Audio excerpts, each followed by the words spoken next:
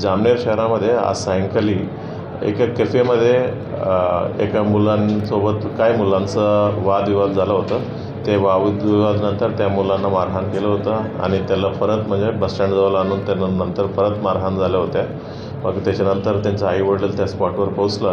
त्यानंतर त्या मुलांना हॉस्पिटलला नेलं आणि हॉस्पिटलला उपचारादरम्यान त्यांचा मृत्यू घोषित करण्यात आलेला आहे। या पूर्ण घटनेमध्ये पोलिसांनी आमचा FIR दाखल करण्याची प्रक्रिया चालू आहे आणि आतापर्यंत आम्ही 2 आरोपींना ताब्यात घेतलेलं आहे आणि आतापर्यंत 8 लोकांचं नाव देखील आम्ही निष्पन्न केलेलं आहे। पोलिसांनी आमचं 4 टीम आम्ही LCB सहित म्हणजे इतर बाकी पोलीस स्टेशनची 4 टीम आम्ही तयार केलं।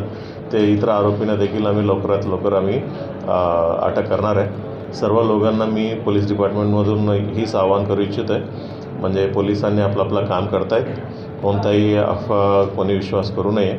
पोलिसांनी त्यांचं पूर्ण जबाबदारी पार पडत आहे। सर, अगर मारहाणीची प्रेम प्रकरणाचा संशय सांगितला जातो, सर नेमकं कारण काय सर मारहाणीचं?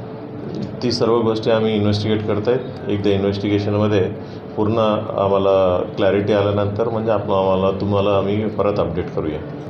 सध्याची पाहिजे की हे सध्या परिस्थिती सगळी नियंत्रणात आहे, कुणी कायदा हातात घेण्याचा प्रयत्न करू नये। सध्या परिस्थिती सर्व नियंत्रणात आहेत, म्हणजे जामनेर शहरातले सर्व नागरिक आम्हाला सपोर्ट करत आहेत आणि कोऑर्डिनेट करत आहेत, सहकार्य करत आहेत।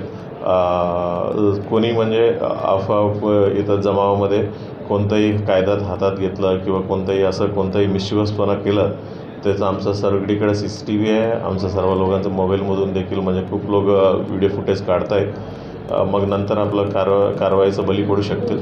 तीच म्हणून मी कोणी कायदा किंवा अशांती कोणी तयार करू नये असं मी आवाहन करू इच्छितो।